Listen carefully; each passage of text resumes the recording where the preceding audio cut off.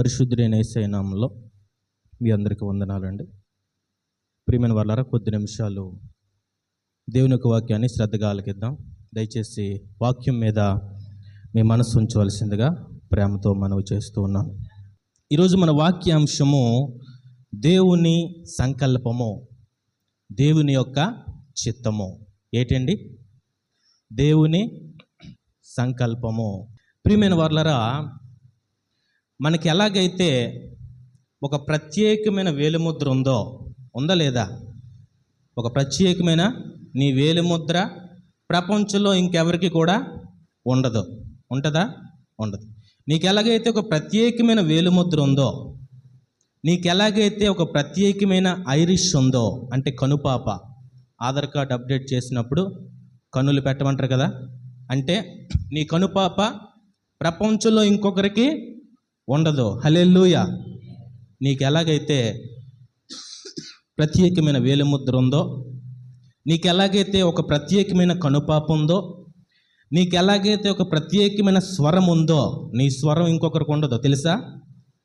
నీకున్న స్వరము ఇంకెవ్వరికి ఉండదు. నీకు ఎలాగైతే ఒక ప్రత్యేకమైన స్టైల్ ఉందో, నేను ఒక స్టైల్గా నిలబడతాను, నా స్టైల్ ప్రపంచంలో ఇంకొకరికి ఉండదు.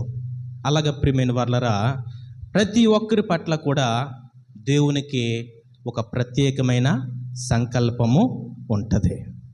అర్థమవుతుందా? అంటే నిన్ను సృష్టించిన దేవునికి నువ్వు ఏ వయస్సులో ఉన్నా, నువ్వు చిన్న బిడ్డవైనా, యవనస్తుడివైనా, యవనస్తురాలువైనా, లేకపోతే వృద్ధురాలువైనా సరే, దేవునికి నీ పట్ల ఏముంటుంది? ఒక సంకల్పము ఉంటుంది. అంటే దేవుని చిత్తము ఉంటుంది. ప్రియమైన వాళ్ళరా, ఎవరైతే దేవుని సంకల్పాన్ని తెలుసుకొని, దేవుని చిత్తాన్ని తెలుసుకొని ఆయన చిత్తానుసారంగా జీవిస్తారో వారి యొక్క జీవితము ఆశీర్వాదకరంగా ఉంటుంది. ప్రస్తుతానికి దుఃఖకరంగా ఉన్నా, ప్రస్తుతానికి అంధకారంగా ఉన్నా, ప్రస్తుతానికి చాలా బాధల్లో కష్టాల్లో ఉన్నా సరే, నీ ముగింపు చాలా దీవెనకరంగా ఉంటుంది. హల్లెలూయా. ప్రియమైన వాళ్ళరా, నువ్వు దేవుని చిత్తానికి బయటికి వెళ్ళిపోయావు అనుకో, జాగ్రత్త వినాలి. ప్రతి యవనస్తురాలు వినాలి. నువ్వు దేవుని సంకల్పంలో నుంచి ఎక్కడికి బయటికి వెళ్ళిపోయావు అనుకో, అంటే ఒక యవనస్తుడు ఉన్నాడు ఉదాహరణకి. ఆ యవనస్తుడు దేవుని యందు భయభక్తులు కలిగి ఉన్నాడు, ప్రార్థన చేసుకుంటున్నాడు, లోకం నుంచి వేరుగా ఒక ప్రత్యేకముగా జీవిస్తూ ఉన్నాడు. అయితే ఆ యవనస్తుడు లోక ఆకర్షణకి లోబడిపోయి ఒక యవనస్తురాల్ని ప్రేమించాడు అనుకోండి. అర్థమవుతుందా? ఒక యవనస్తురాల్ని ప్రేమించాడు అనుకోండి. ప్రేమించి ఆ యవనస్తురాల్ని వివాహం చేసుకున్నాడు అనుకోండి. అది దేవుని సంకల్పము కాదు. ఆ యవనస్తుడు ఏమైపోయాడు? ఒక చిన్న తప్పుడు నిర్ణయాన్ని బట్టి, ఒక చిన్న సాతానుడి యొక్క శోధనలో పడిపోయి దేవుని సంకల్పంలో నుంచి బయటికి వెళ్ళిపోయాడు. హల్లెలూయా. దేవుని చిత్తంలో నుండి ఏమైపోయాడు? బయటికి వెళ్ళిపోయాడు. దేవుని చిత్తంలో నుంచి బయటికి వెళ్ళిపోతే అతని యొక్క ముగింపు చాలా బాధాకరంగా ఉంటుంది, చాలా వేదనకరంగా ఉంటుంది. కాబట్టి అన్నిటికంటే ముఖ్యముగా మనము దేవుని సంకల్పంలో ఉన్నామా లేదా? నా కుటుంబము దేవుని సంకల్పంలోనే ఉందా? నా పిల్లల భవిష్యత్తు, ప్రియమైన వాళ్ళ దేవుని చిత్తం అంటే మన జీవితము దేవుని చిత్త ప్రకారముగా ఉండాలి. మనం చదివే చదువు, మన స్టడీస్ దేవుని సంకల్పములో ఉండాలి. మన వివాహము దేవుని సంకల్పంలోనే జరగాలి. మన ఉద్యోగము దేవుని సంకల్పంలోనే పొందుకోవాలి. మన మరణము కూడా దేవుని చిత్త ప్రకారముగా జరగాలి. హల్లెలూయా. హల్లెలూయా. దేవుని సంకల్పమునకు బయటికి వెళ్ళిపోతే ఏం జరుగుతుంది? సంసోను దేవుని సంకల్పంలో నుంచి బయటికి వెళ్ళిపోయాడు. ముగింపు ఎలాగుంది? చాలా బాధాకరంగా ఉంది కదా. 2 కళ్ళు పోయాయి, తిరగలు విసురుతూ ఉన్నాడు. ఎంత బాధాకరంగా ఉంది చూడండి. న్యాయాధిపతి దేవుని చేత పంపబడినటువంటి వాడు. అలాగే ఇశ్రాయేలీల రాజు సౌలు రాజు దేవుని సంకల్పంలో నుంచి ఏమైపోయాడు? బయటికి వెళ్ళిపోయాడు. అతని ముగింపు ఎలాగుంది చెప్పండి, మీకు తెలీదా? అతని మరణం ఎలాగుంది? తండ్రి కొడుకులు ఒకే రోజు చనిపోయారు. సొంత సైనికుడే చంపవలసి వచ్చింది.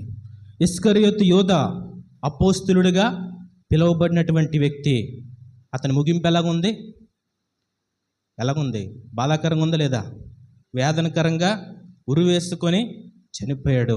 ప్రియమైన వారలారా, కాబట్టి దేవుని సంకల్పంలో ఉండడము చాలా చాలా విలువైనటువంటి ప్రాముఖ్యమైనటువంటి అంశం. ప్రియమైన వారలారా, అంటే దేవుని చిత్తములో ఉండడం, దేవుని చేతుల్లో, దేవుని పాదాల దగ్గర ఎదగడం. ప్రియమైన వారలారా, దేవుని చిత్తములో నుంచి ఒక వ్యక్తి బయటికి వెళ్ళిపోతే అతని యొక్క ముగింపు చాలా బాధాకరంగా ఉంటుంది. కాబట్టి దేవుని చిత్తంలో ఉంటే ఏంటి లాభం అని ఆలోచన చేస్తే, దేవుని చిత్తం ఎలా ఉంటుందో ప్రతి ఒక్కరి పట్ల ఇక్కడ రాయబడి ఉంది. చూడండి, రోమీలకు రాసిన పత్రిక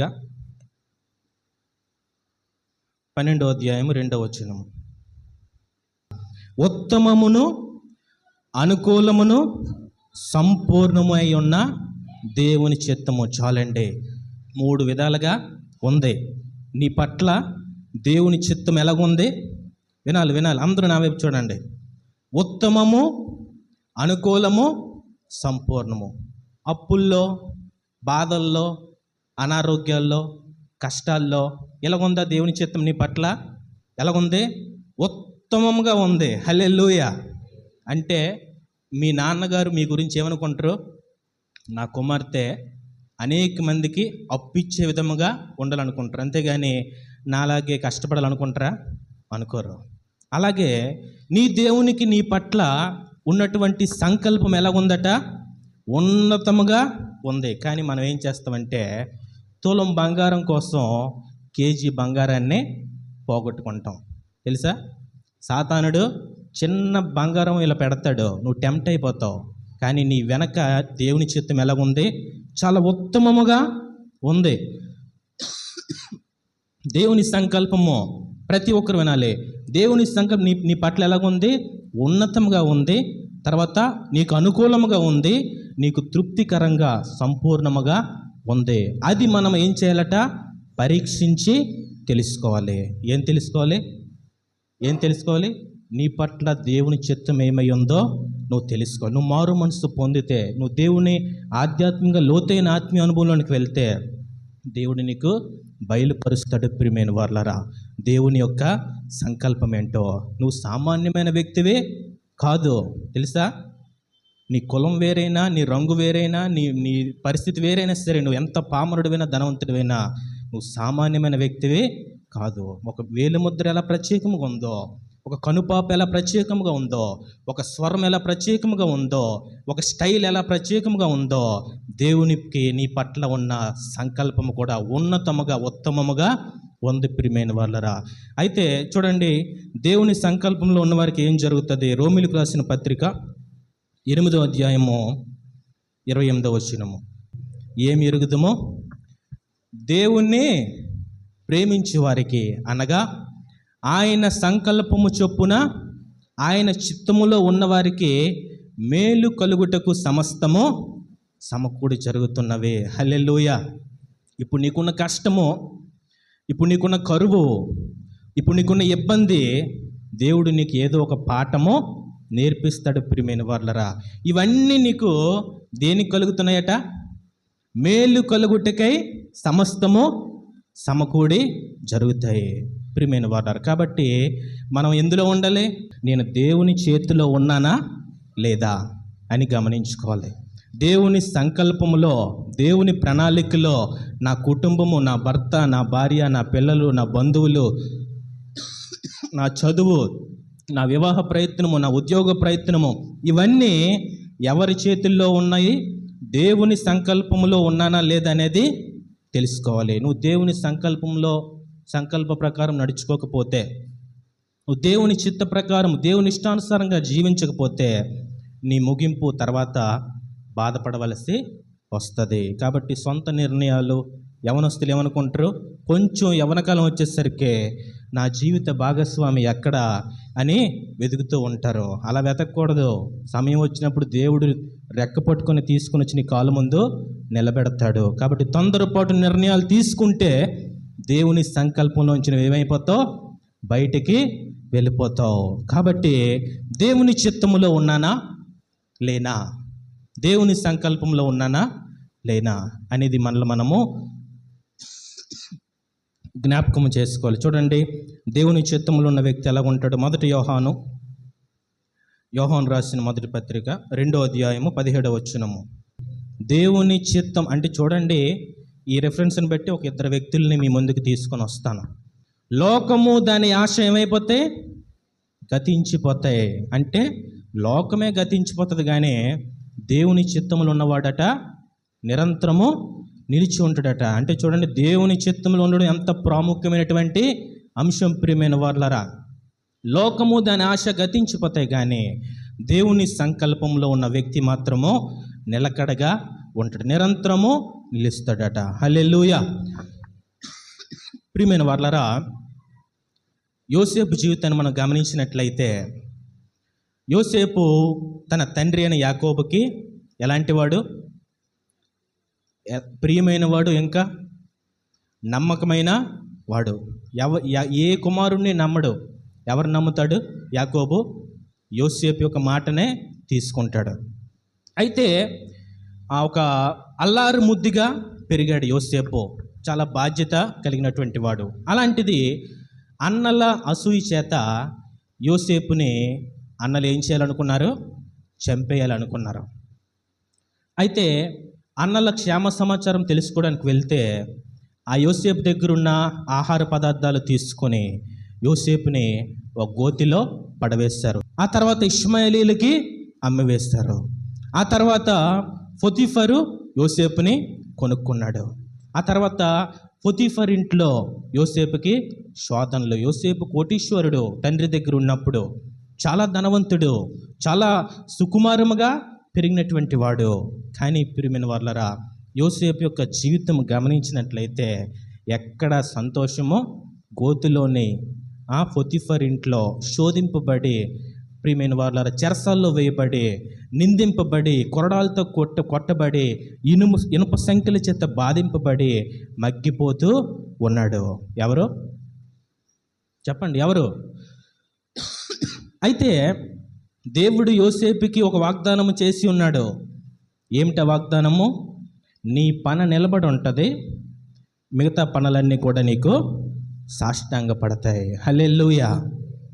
నీ నక్షత్రం ప్రకాశిస్తూ ఉంటుంది, సూర్యుడు, చంద్రుడు, మిగతా నక్షత్రాలన్నీ నీకు సాష్టాంగపడతాయి. ప్రియమైన వారలారా, ఆ వాగ్దానానికి యోసేపు జీవితానికి అసలు సంబంధమే లేదు. అసలు సంబంధం లేదు. మేము మా అత్తగారి ఇంట్లో టీవీ చూస్తున్నాం అంటే కార్టూన్ వస్తుంది, యోసేపు చరిత్ర వస్తూ ఉంటే అలాగా ఒక అరగంట కార్టూన్ చూసాం. యోసేపు ఎలాగా శ్రమ పొందాడు చూస్తే, ఇలా పక్క తిరిగి చూస్తే మా మామయ్య గారు కళ్ళు తుడుచుకుంటున్నారు. కళ్ళలోంచి కన్నీరు వచ్చేస్తుంది. ఏమైందండి, ఎందుకు అలాగంటే ఆయన అంటున్నాడు, నాన్న, యోసేపు యొక్క జీవితము చాలా బాధాకరమైన జీవితము. యోసేపు సొంత అన్నల చేత అసూయపడి ఎన్ని శ్రమలు, ఎన్ని నిందలు, ఎంత కష్టమో, ఎన్ని బాధలు, అనవసరం ఏ తప్పు చేయలేదు నాన్న, దేవునికి నమ్మకంగా ఉండడం బట్టి చాలా శ్రమలు అనుభవించాడు నాన్న అని చెప్పి ఆయన మాట్లాడుతున్నాడు. కాబట్టి మనం ఏదో చెప్పేసుకుంటున్నాం, కానీ యోసేపుకి జీవితము చీకటి గదిలో ఎన్ని రాత్రులు ఏడ్చుంటాడు యోసేపు.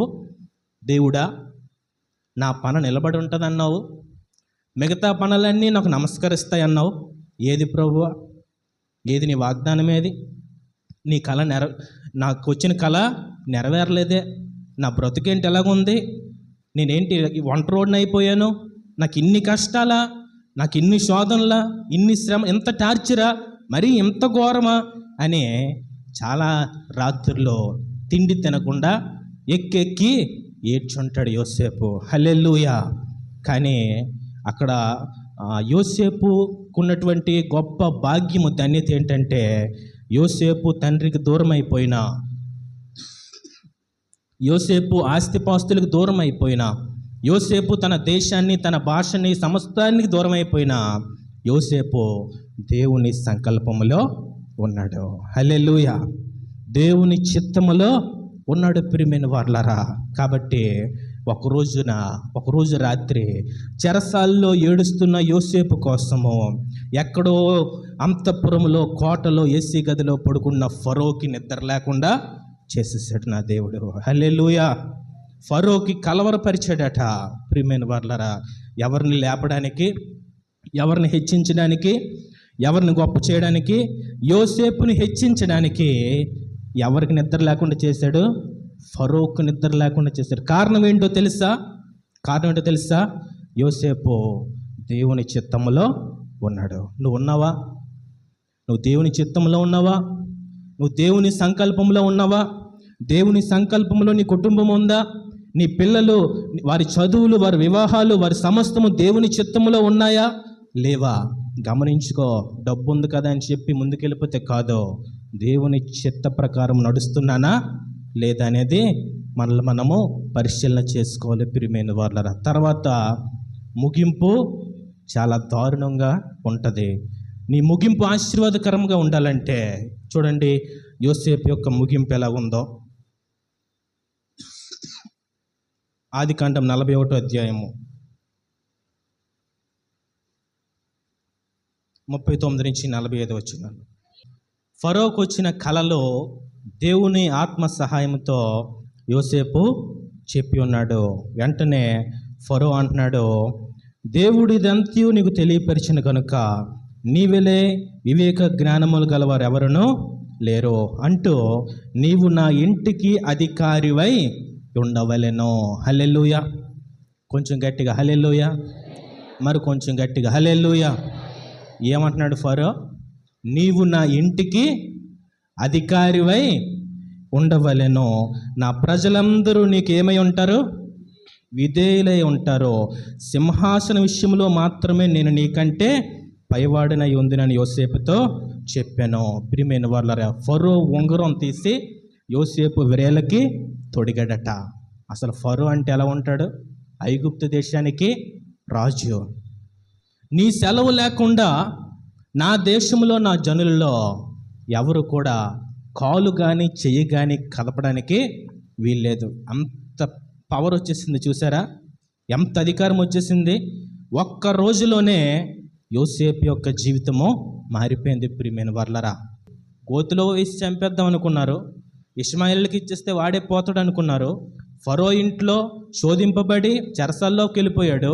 అయినా సరే ఐగుప్తు దేశానికి ప్రధానిగా మార్చబడ్డాడు. ఐగుప్తు జనులందరూ కూడా యోసేపుకి వందనము చేయిస్తున్నారు. రెండో రథం మీద యోసేపుని ఐగుప్తు దేశం అంతా కూడా తిప్పుతూ ఉన్నారట. కారణం ఏంటో తెలుసా? నీవు దేవుని చిత్తములో ఉన్నావా లేదా? దేవుని సంకల్పంలో ఉన్నావా లేదా? నువ్వు దేవుని సంకల్పానికి వ్యతిరేకంగా ఉంటే, నీ ఇష్టం వచ్చినట్లుగా సొంత నిర్ణయాలు తీసుకుంటే, యేసుప్రభువు అంటారు, నా ఇష్టం నెరవేర్చుకోవడానికి నేను రాలేదు, కానీ నన్ను పంపిన వాని చిత్తమును నెరవేర్చుటకు నేను వచ్చి తిని. హల్లెలూయా. అంటే మన ఇష్టాలు నెరవేర్చుకోవడానికి మనము ఇక్కడ లేం ప్రియమైన వారలారా. మనం ఎవరమట? విలువ పెట్టి కొనబడిన వారమే. యోసేపు యొక్క వాగ్దానము, సూర్యుడు, చంద్రుడు, నక్షత్రాలు కూడా నీకు సాష్టాంగ పడతాయి, నీ నక్షత్రము ప్రకాశిస్తుంది.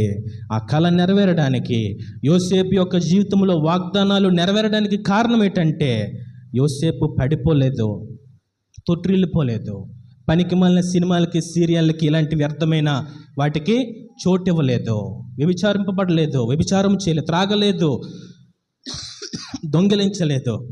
గోతులో నమ్మకమైన వాడే, చెరసాల్లో నమ్మకమైన వాడే, చెరసాల అధికారికి, పొతీఫర్కి నమ్మకమైన వాడే, చివరికి ఫరోకి కూడా నమ్మకమైన వాడే. ప్రియమైన వారలారా, దేవుని చిత్తములో ఉన్న వారికి వారి యొక్క ముగింపు అద్భుతముగా ఉంటుంది. మనము నమ్మదగని వారముగానే, మనము నమ్ముకున్న దేవుడు ఎంతైనా సరే నమ్మదగిన దేవుడు. మనిషి కాదు మాట మార్చేయడానికి. ఒక పొల్లు, ఒక దీర్ఘం మార్చేస్తే మాట అర్థము మారిపోతుంది, కానీ దేవుడు నమ్మకమైన వాడు, సున్నైన పొల్లైన మాట తప్పనటువంటి దేవుడు. ప్రియమైన వారలారా, కాబట్టి నువ్వు ఎలా ఉండాలి? ఎలా ఉండాలి? దేవుని సంకల్పములో ఉండాలి, దేవుని చిత్తములో ఉండాలి. చూడండి, యోబు గ్రంథం 1వ అధ్యాయం 1వ వచనం. యోబు గ్రంథం 1వ అధ్యాయము 1వ వచనం.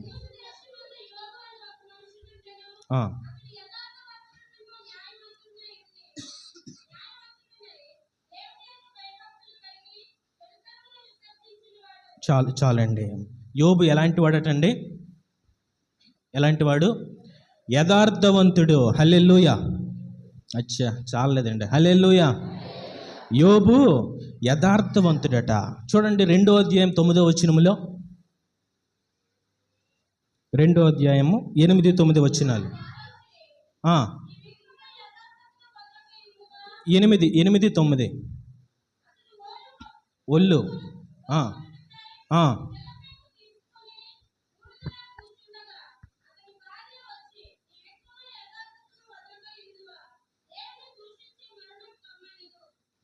చాలండి. ప్రియమైన వారలారా, 1వ అధ్యాయం 1వ వచనంలో యోబు తూర్పు దిక్కు జనులందరిలో ఎలాంటి వాడు? మంచి సౌండ్ పర్సన్, గొప్పవాడు. ఒక దిక్కుకే, ఒక నియోజకవర్గానికో ఒక మండలానికో కాదు, తూర్పు దిక్కు జనులందరిలో ధనవంతుడు. ఎవరండి? యోబు. అయితే యథార్థముగా ఉన్నాడు. చాలా జాగ్రత్తగా ఉండాలి. 2వ అధ్యాయము 8వ వచనములో యోబు చిల్ల పెంకు తీసుకొని బూడిదలో కూర్చొని ఒళ్ళు గోక్కుంటున్నాడట. అంటే ఏమైపోయాడు? 1వ అధ్యాయంలో ధనవంతుడు, యథార్థవంతుడే. 2వ అధ్యాయం 8వ వచనం వచ్చేసరికి కురుపులతో అనారోగ్యముతో ఉన్నాడట. చిల్ల పెంకు తీసుకొని గోక్కుంటున్నాడట దురదలకి. ఆ రసిలు కారుతూ ఉంటే తట్టుకోలేక పెంట కుప్ప మీద ఉన్నాడట. అయితే యోబు భార్య వచ్చి ఏమంటుందో తెలుసా? నీవింకను యథార్థతను విడిచిపెట్టవా? హల్లెలూయా. ధనవంతుడిగా ఉన్నప్పుడు యథార్థవంతుడే, బూడిదలో కూర్చుని ఉన్నప్పుడు కూడా యథార్థవంతుడే. హల్లెలూయా. అన్నీ ఉన్నప్పుడు యథార్థవంతుడే, ఏమీ లేనప్పుడు కూడా యథార్థవంతుడే. అది క్రైస్తవ్యం అంటే. మనకి ఏదో చిన్నది కలిగితే ఇంక మన కాళ్ళు భూమి మీద గుద్దుకొని వెళ్ళిపోతాం, వెనక్కి తిరిగి సారీ కూడా చెప్పం. ప్రియమైన వారలారా, కాబట్టి యోబు గొప్పవాడిగా ఉన్నప్పుడు కూడా యథార్థవంతుడే. తూర్పు దిక్కు జనులందరిలో పేదవాడిగా, రోగిగా, కురూపిగా ఉన్నప్పుడు కూడా యోబు యథార్థవంతుడే. యోబు భార్య వచ్చి అంటుందట, నీవింకా యథార్థతను విడిచిపెట్టవా? దేవుణ్ణి దూషించి చచ్చిపోయా? చాలమ్మా. ఏమంటుంది? దేవుణ్ణి దూషించి చనిపో అని అంటే యోబు అంటున్నాడట. ప్రియమైన వారలారా, అనేసి వెళ్ళిపోతూ ఉంటే యోబు భార్య యోబు పిలిచి అంటాడట, అమ్మ నీకేమైనా కనబడుతుందా అన్నాడట. ఏమన్నాడు? అక్కడ లేదు, అక్కడ చూడకండి, నా వైపు చూడండి. అమ్మ నీకేమైనా కనబడుతుందా అన్నాడట. అప్పుడు యోబు భార్య అన్నదట, ఏం కనబడుతుంది? ఏం కనబడలేదు నాకు అన్నదట. నీకేం కనబడలేదా? చూడు, సరిగ్గా చూడు, నీకేం కనబడలేదా అన్నాడట యోబు.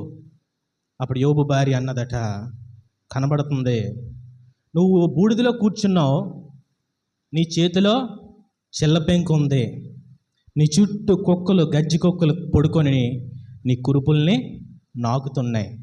పిచ్చోడు అయిపోయావయ్యా నువ్వు, దరిద్రుడి అయిపోయావు, అసలు ఇలాంటి పరిస్థితిలో ఉన్నవేటి అని చెప్పి యోబు భార్య అసహించుకుంటే అప్పుడు యోబు అంటాడట, నాకు ఇంకేదో కనబడుతుంది, నీకు అది కనబడట్లేదా అన్నాడట.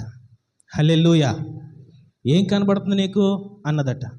లేదమ్మా నాకు ఏదో కనబడుతుంది అంటే యోబు భార్య అన్నదట, ఏం కనబడుతుందయ్యా, పిచ్చోడు అయిపోయావా, నీకు మానసికంగా దెబ్బతినేసినట్టు ఉన్నావు, ఏం కనబడుతుందంటే నాకేం కనబడుతుందంటే యోబు మాట్లాడుతున్నాడు ఏమని, నేను మరలా సింహాసనం మీద కూర్చున్నట్లు, నా 500 జతల ఎడ్లు 1000 జతలైనట్లు, నాకు మరలా కుమారులు కుమార్తెలు కలిగినట్లు నాకు కనబడుతుంది, నీకు కనబడట్లేదా అన్నాడట. హల్లెలూయా. అంటే యోబుకి ఏం తెలుసు? యోబుకి ఏం తెలుసు? నేను నమ్ముకున్నవాడు మనిషి కాదు. హల్లెలూయా. నేను యథార్థవంతుడినే, నాకు ఇలా జరిగిందంటే దేవుడు నన్ను పరీక్షిస్తున్నాడు. పరీక్షించని, శోధింపబడని, హింసింపబడని, నిందింపబడని ఏం పర్వాలేదు. నిందించిన వాళ్ళు నిందించని, అవమానించిన వాళ్ళు అవమానించని, ఉమ్ము వేసిన వాళ్ళు వెయ్యిని, కానీ ఒకరోజు నా దేవుడు మరలా ఏం చేస్తాడు? పైకి లేవనెత్తుతాడు. హల్లెలూయా. చూడండి యోబు యొక్క ముగింపు. యోబు గ్రంథము 42వ అధ్యాయము, అయిపోయింది వాక్యం. యోబు గ్రంథం 42వ అధ్యాయం 10వ వచనం చదువుదామా?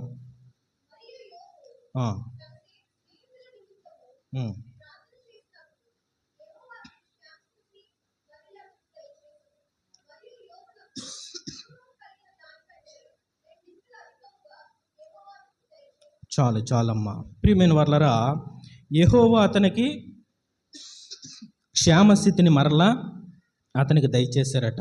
యోబునకు పూర్వము కలిగిన దానికంటే 2 అంతలు అధికముగా యెహోవా అతనికి దయచేసినట. అదే 42వ అధ్యాయము 12 నుంచి 16 వచనాలు యోబు యొక్క ముగింపు.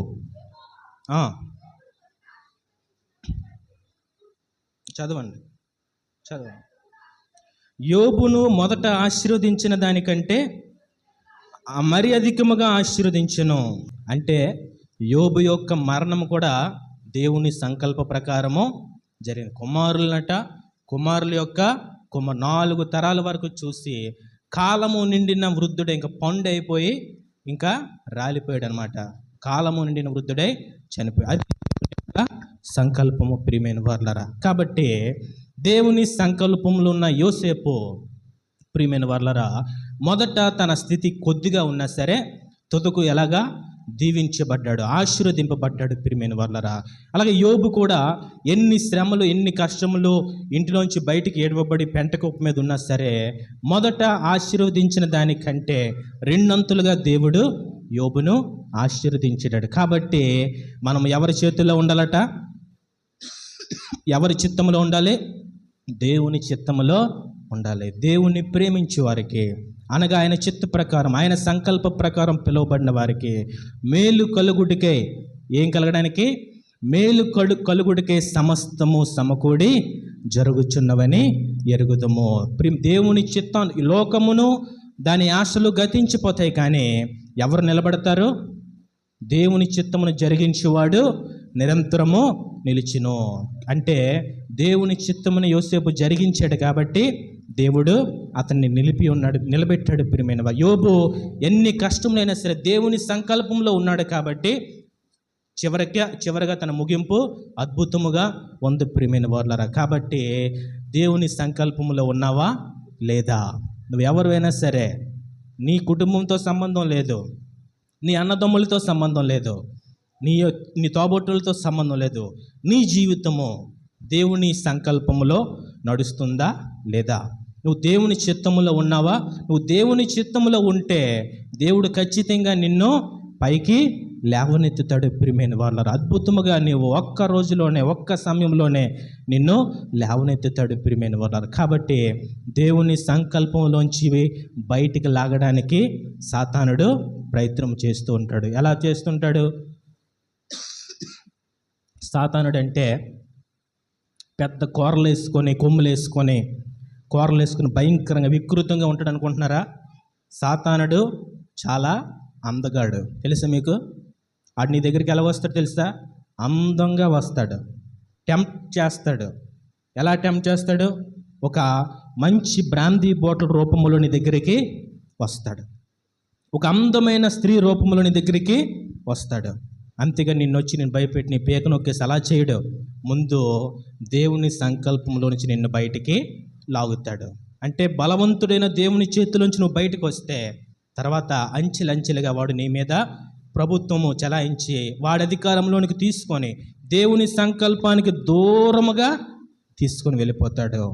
సౌలు రాజు యెహోవా యొద్ద విచారణ చేయకుండా ఎవరి దగ్గరికి వెళ్ళి విచారణ చేస్తున్నాడు? కర్ణపిశాచి దగ్గర. అంటే సాతానుడు దేవుని సంకల్పములో నుంచి బయటికి లాగి ఎంత దూరం తీసుకెళ్ళిపోయాడు చూసారా? సౌలు రాజునే, ఇశ్రాయేలీల రాజుని, సంసోన్ని అందమైన స్త్రీల దగ్గరికి తీసుకుని వెళ్ళి దేవుని సంకల్పంలోంచి బయటికి తీసుకొని వచ్చి ఎక్కడికి తీసుకెళ్ళిపోయాడు? మరణము వరకు గురుడ్డివాడైపోయాడు. ఎంత బలం! ఒక్క గాడిద ఎముకతో అన్ని వేల మందిని చంపేశాడంటే ఎంత బలవంతుడో, బహు బలహీనుడైపోయాడు. కాబట్టి దేవుని సంకల్పములో, దేవుని చిత్తములో, దేవుని ఇష్టానుసారముగా, దేవునికి ప్రియమైన దావీదు మహారాజు అంటాడు, అప్పుడు పుస్తకపు చుట్టలో వ్రాయబడిన ప్రకారం నేను ఇప్పుడు వచ్చి తిని అంటాడు. హల్లెలూయా చెప్పండి అమ్మా. ఎప్పుడట? అప్పుడు పుస్తకపు చుట్టలో వ్రాయబడిన ప్రకారం నేను ఇప్పుడు, అంటే పుస్తకపు చుక్క అంటే అన్యులు అంటారు కదా, తలరాత అంటారు. అవునా? నీ తలరాత ఎలా రాశాడు దేవుడు? ఉత్తమమును, అనుకూలమును, సంపూర్ణమైన దానిగా, గొప్పగా, నువ్వు తలగా, నువ్వు పైవాడువుగా ఉండాలని దేవుడు నీ రాత రాస్తే నువ్వేం చేస్తావు? అపవాదికి చోటిచ్చి ఈ లోకంలో ఆశలన్నీ హృదయంలో పెట్టుకొని దేవుని సంకల్పానికి దూరం అయిపోతూ ఉంటావు ప్రియమైన వాళ్ళారా. కాబట్టి దేవుని చిత్తంలో ఉన్నామా? దేవుని చిత్తానుసారంగా మన జీవితం ఉందా? దేవుని సంకల్పంలో ఉన్నామా అనేది మళ్ళీ మనము జాగ్రత్తగా పరిశీలన చేసుకోవాలి. దేవుని సంకల్పానికే విలువ ఇవ్వాలి. అర్థమవుతుందా? దేనికి విలువ ఇవ్వాలి? డబ్బుకు విలువ ఇవ్వకూడదు, బంధువులకు విలువ ఇవ్వకూడదు, నీ సొంత నిర్ణయానికి విలువ ఇవ్వకూడదు. ఒక యవనస్తురాలు అన్నదట, యూత్ మీటింగ్కి వెళ్ళిందట యవనస్తురాలు. ఆ యొక్క మెసేజ్ ఇచ్చారంట పాస్టర్ గారు ఎవరో. ఆ తర్వాత పాస్టర్ గారు కిందకు వచ్చి అందరికీ ప్రార్థన చేస్తుంటే ఆ పాస్టర్ గారు చేతులు పట్టుకొని యవనస్తురాలు ఏడుస్తూ ఉందట. ఏమ్మా ఎందుకు ఏడుస్తున్నావు అంటే, నేను ఒక అబ్బాయిని ప్రేమించానండి, ఆ అబ్బాయి కూడా నన్ను ప్రేమిస్తున్నాడు, మేము చాలా 5-6 సంవత్సరాల నుంచి ఇద్దరము ఒకరినొకరము ఇష్టపడ్డాము. ఇప్పుడు మీరు మెసేజ్లో మీరు ఇలాగా దేవునికి వ్యతిరేకంగా జీవించకండి అంటే నేను వదులుకోలేనండి, నేను విడిచిపెట్టలేనండి అనేసి అంటే పాస్టర్ గారు అన్నారట, అమ్మా నీకు దేవుడు ఒక ఉన్నతమైన భవిష్యత్తు నీ తల్లి అయినా నీ గురించి స్వార్థంగా ఉండొచ్చేమో, నీ తండ్రి అయినా నీ దగ్గర నుంచి ఏదైనా ఆశించవచ్చేమో, కానీ నీ మేలు కోరిన వారు ఎవరైనా ఉన్నారంటే నీ దేవుడు. దేవుని సంకల్పానికి వ్యతిరేకంగా నువ్వు ఏ నిర్ణయమో తీసుకోకు. ఒకవేళ తీసుకుంటే తర్వాత బాధపడవలసి వస్తుంది. నీ హృదయాన్ని కఠినం చేసుకొని నువ్వు వెనక్కి వచ్చేయమ్మా, వెనక్కి వచ్చేసే, విడిచిపెట్టేసే, వెనక్కి వచ్చేసే. దేవుని సంకల్పాన్ని పోగొట్టుకోకు. ఎందుకంటే దేవునికి నువ్వు చాలా ఉన్నతంగా ఉండాలని ఆయన కోరిక, ఆయన ఆశ. నువ్వు ఆ బానిసత్వంలో, ఆ త్రాగుడిలో ఉండొద్దు, ఆ డ్రగ్స్లో ఉండొద్దు, ఆ బంధకములో ఉండు. నువ్వు వెనక్కి వచ్చేయమ్మా. నువ్వు వెనక్కి వస్తే దేవుడు నిన్ను హత్తుకుంటాడు, నిన్ను ఎత్తుకుంటాడు, నిన్ను ముద్దాడుతాడు. ప్రియమైన వాళ్ళు ఒకసారి విజయనగరం మీటింగ్స్కి వెళ్తే లాజరస్ గారు అంటారు, దేవునికి మనిషికి ఉన్నటువంటి ఆ యొక్క బాండింగ్ ఎలాంటిదంటే, చిన్న పిల్లలకి తల్లి ఏమంటుంది, నాన్న వస్తాడు లాల పోసుకొని ఆము తినేస్తే ఆచికి వెళ్ళిపోవచ్చు, అలా మాట్లాడతారు కదా, అంత ప్రేమ ఉంటుంది దేవునికి మనిషికి. ప్రియమైన వాళ్ళరా, కాబట్టి దేవుడు నిన్ను హెచ్చించాలనుకుంటే సాతానుడు నిన్ను దేవుని సంకల్పంలోంచి బయటికి లాగాలని అనుకుంటాడు. కాబట్టి దేవుని సంకల్పానికి, దేవుని చిత్తానికి దావీదు మహారాజు అంటాడు, దేవా నీ చిత్తము నెరవేర్చుట నాకు సంతోషము అంటాడు. కాబట్టి మనం దేవుణ్ణి మంచిగా తీసుకోవాలి, దేవుని సంతోషకరంగా తీసుకోవాలంటే దేవుని చిత్తానికి, దేవుని సంకల్పానికి మనం విలువ ఇవ్వాలి. దేవుడి పరిశుద్ధ వాక్యాన్ని మన హృదయంలో ఫలింపు చేయనుగాక. ఆమేన్.